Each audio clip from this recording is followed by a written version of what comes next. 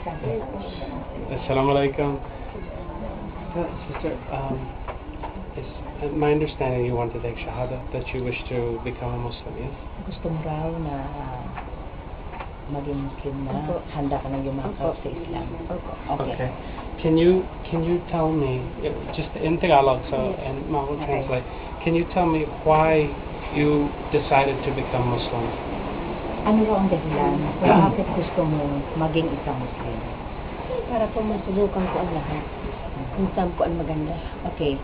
She wants to observe also this religion because she had been for so many religions. I see. So you found something in Islam that you did not have in the other religions? May natagpuan ka ba sa Islam na hindi mo natagpuan sa ibang religion? Meron daw. Yes. What was that? Ang binasa ko. Because she reads. She reads. She reads.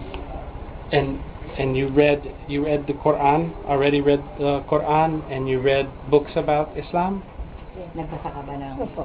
Holy Quran at saka ibang libro sa Islam? Yung binigay po sa kanila.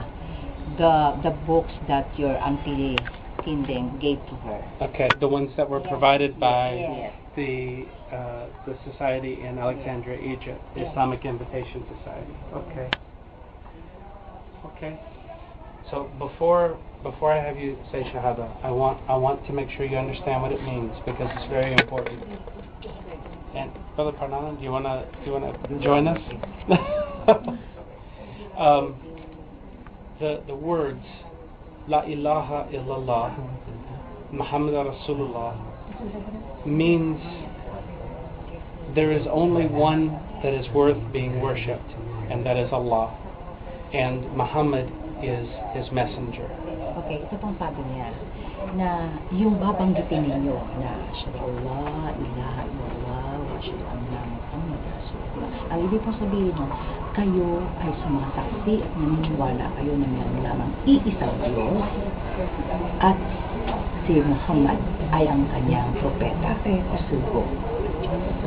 So, let's do it in English and Tagalog first, then we'll do the real thing in Arabic. Do you believe that there is only one God, and do you believe that Muhammad is his last and best messenger?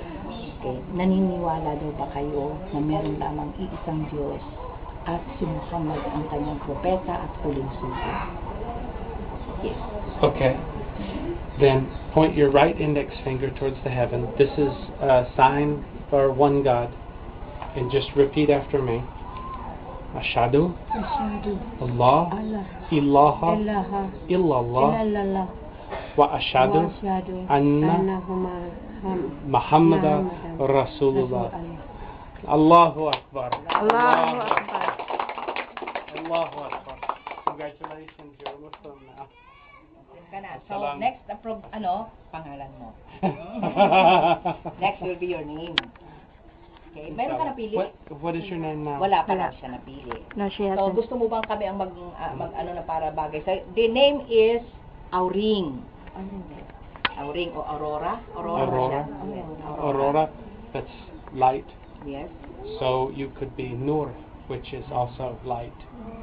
Pwede kang maging Nura. Gusto mo yun? Kasi Aurora light. Maging light ka na rin. It's your decision. You don't have to decide now. Assalamualaikum. Okay, girls, it's your turn. Kaya may kabag-gagawan yan eh. They also embraced Islam just last year. This girl. Just last 4 months. 4 months ago. Sister Nura.